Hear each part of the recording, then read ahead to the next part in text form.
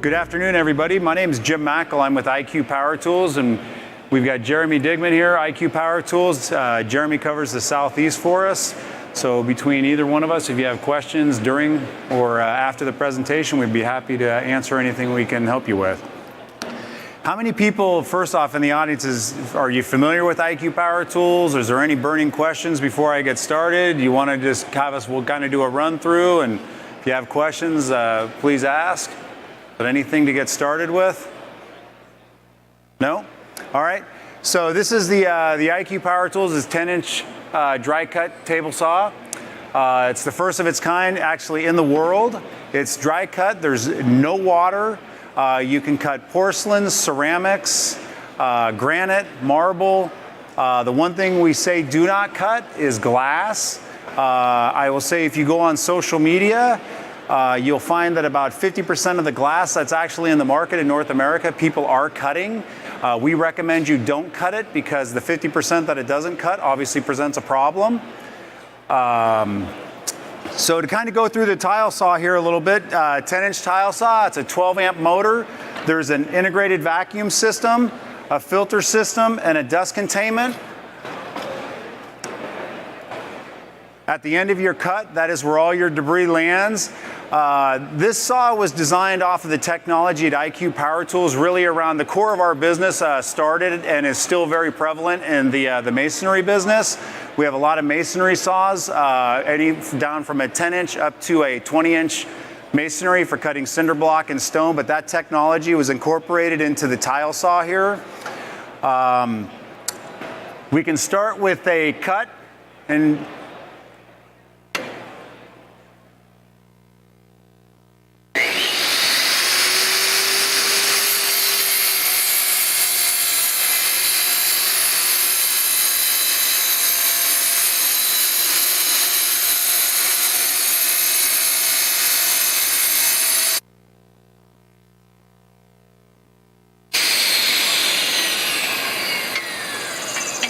so I don't know if the camera get close enough, but if you've got a nice clean cut. Another thing on that is one of the things that's very damaging to a diamond blade is heat. If you'll notice on this, we obviously don't have water to cool the blade, but we do have a louvered vent system. So this blade is essentially an air-cooled blade. It serves and actually fixes the same purpose as if there was water running on the blade. So anytime you cut, you start heating up a blade, obviously, and especially in diamond blades, you'll obviously do a lot of damage to the blade and shorten the life. With the way the louvered vent system works on this, you're not going to have that problem. Some of the things on the tile saw that we try to do, and it's very similar to our masonry stuff, is that it's a one-person operation. If you look at any of our technology on our masonry, and we've incorporated it here in the tile saws, it's very easy for one person to move and operate and get in and out of buildings, getting in and out of homes and everything else. I'll kind of let Jeremy show you the breakdown of this saw. And have you ever broken down a wet saw after making a cut? Here's the breakdown of a dry cut saw after making a cut.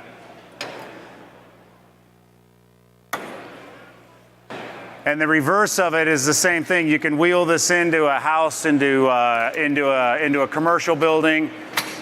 You set it back up. You plug it in and you make a cut. So some of the things around the dust collection I'll talk about. Obviously silica is a big deal now. And when we were designing this, silica wasn't such a big deal. We were really trying to just make an effective job cutting saw on a job site and make guys more efficient on the cleanliness of the job and really the overall safety and health, but the silica stuff wasn't a law. I'll show you what goes on now when you're cutting dust. So this is not a great example essentially for tile, but this is a 2x4-inch brick cut of a standard block on our masonry saw. That's how much dust comes off of one cut. This is what OSHA says that a worker can breathe now in a year. This is actually table 1 OSHA right here.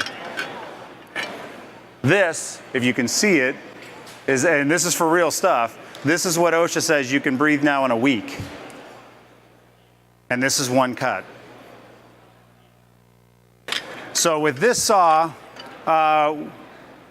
starting about a year and a half ago, we obviously started doing a lot of third-party testing, and all the information I'm going to share with you is actually available on our website. So this saw is now Table 1 compliant.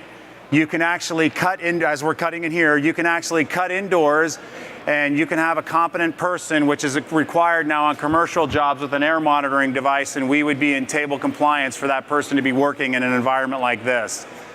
One of the other really cool and exciting things that we found, and we actually just got certified on, is there's a certification standard in Europe now called TNO.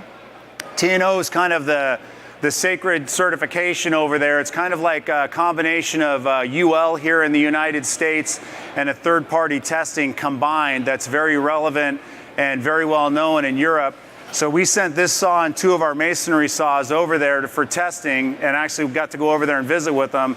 This saw actually has 2-hour indoor certification, worst case scenario cutting, which means kind of a crazy example, but if like an occupied hotel room, somebody had a bachelor party and busted the bathroom up, they can, a maintenance and repair guy can actually drag this saw into an occupied bathroom and do the repair, cut, and tile in the bathroom in an occupied hotel and wheel it back out just like Jeremy set it up and broke it down, and you're perfectly fine.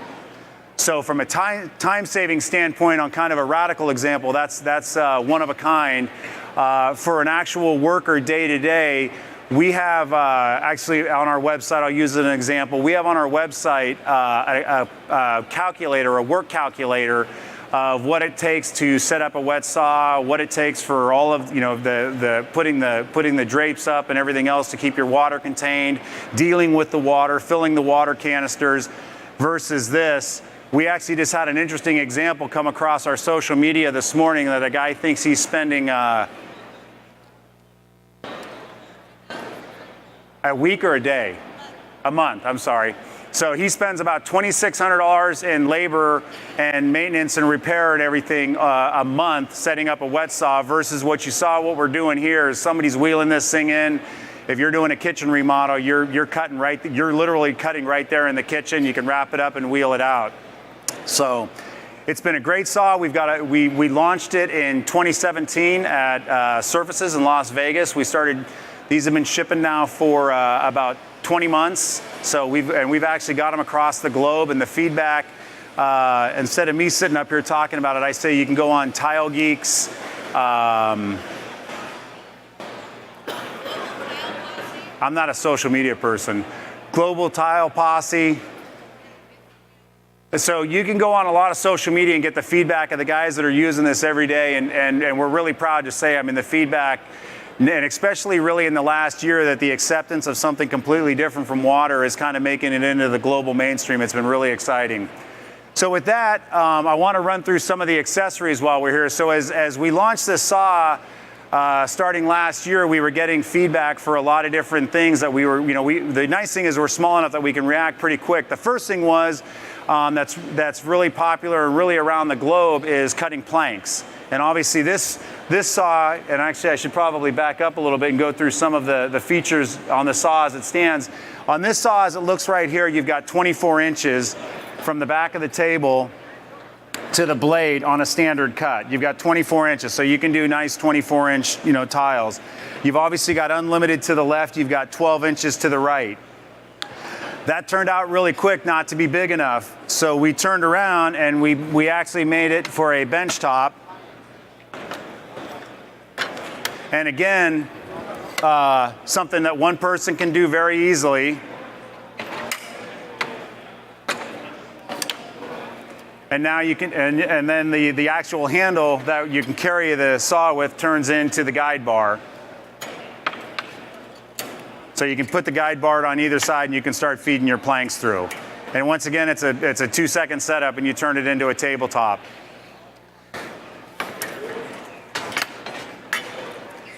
So that's one of them.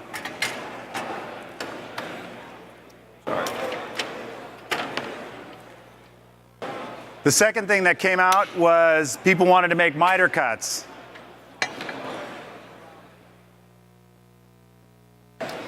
So this is the one accessory that we tell, and we go strictly through distribution.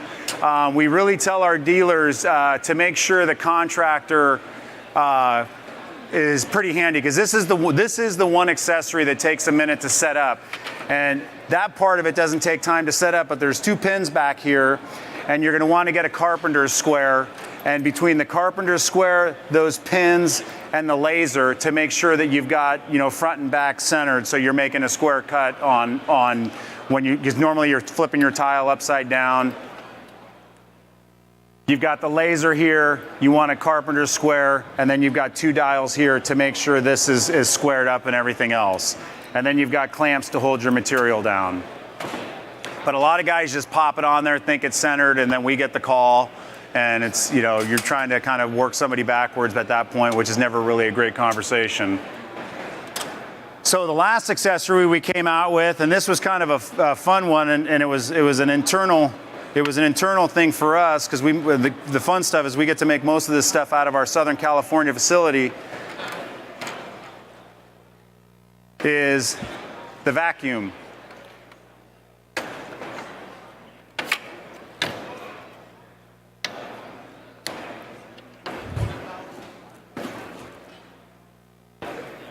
So with this, and obviously now you're protecting the blade, this turns into so you've got a shot, you basically turn it into a shop vac. So if you drag you're doing a small bathroom remodel on the 2nd story, you don't have to drag up another shop vac. You can, 1, you can clean your tool, 2, you can kind of clean up your grout lines and everything else, and everything's just landing right down in the collection area. We have 2 blades. The saw comes with a combo blade, which is on there now, which is the orange blade. In North America, this will cut about 90% of what's out there. And again, I tell you, if you're interested and this is something you're looking at, you go on social media and listen to what the contractors and the people that are using these are saying. But this is really about 90% of what's floating around out here. And then we do have, for like the hard granites and everything else, is the hard material blade. Blades retail for $99. So we didn't make the saw to get into the blade business. We got into the blades to make the saw work right. There's a little bit of a science that you want to keep in parameters and guardrails of what kind of blade you're putting on the saw. So we do have a special arbor for these blades. So you have to, these are IQ blades on this saw. The blades are easy to come by. We've done thousands of hours of testings, and when I say that, I'm not kidding. We have cut material from all over the world. These blades will cut anywhere from about 9 to about 14,000 lineal feet of material. So the blade life on these are very, very good. The one thing we do recommend on the blade, and especially when you're flip-flopping back on materials, and you can get these from us, and we're throwing them in the box when the saws arrive, is a dressing stone. Some people are familiar with these in the tile business, some aren't. We recommend having one of these on there, especially if you're going from soft material to hard material, because normally soft material has a bigger tendency to get glazing on the blade. And it's very simple. You basically want to take about 1 inch of this thing and just feed it into the saw, and then just cut it off. And it basically just a lot of the old-time contractors use cinder block, by the way, and you can use cinder block. This is basically just a sexier cinder block.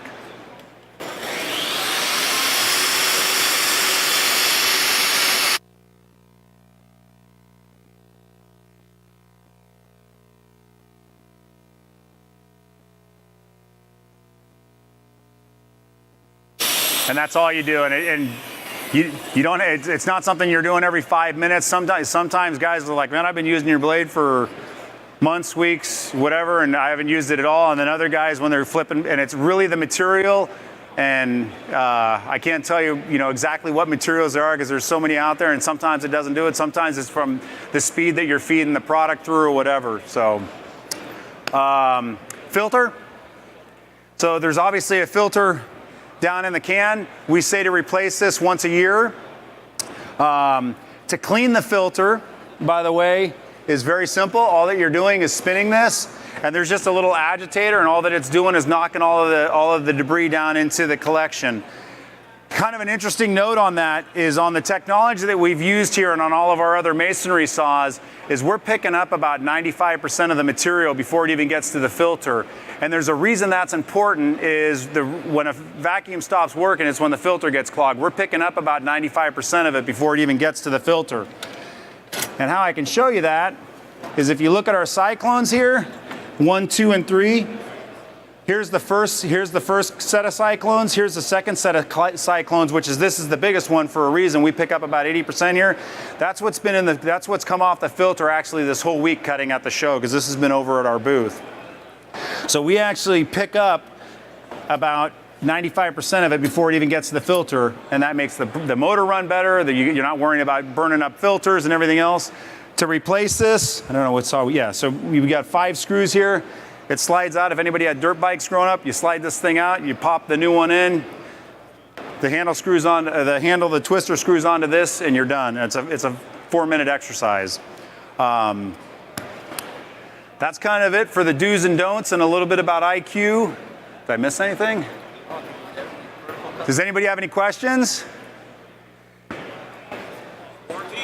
Warranty, 1-year parts and labor. And again, the fun thing with us is we're still pretty small, so we're pretty flexible. We like making friends. That's it? We're over at booth. Go ahead, I'm sorry. I can't see with the light back there. How do you sell them through? You sell them direct or how do you? No, so everything we do is through distribution. Yep. So if you go on our website, iqpowertools.com, there's a ton of information over there. We've covered a lot of ground in a short period of time, so we've actually tried to pack our website with information, including videos. So if you open up our website, there's a ribbon up top. You know, there'll be service and warranty. There'll be products.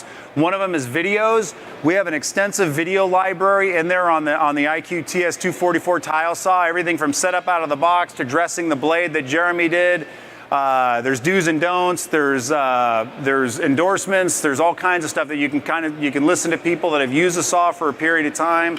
There's a lot of really good information in there. There's the manuals in there, the setup, everything. You can grab everything off our website.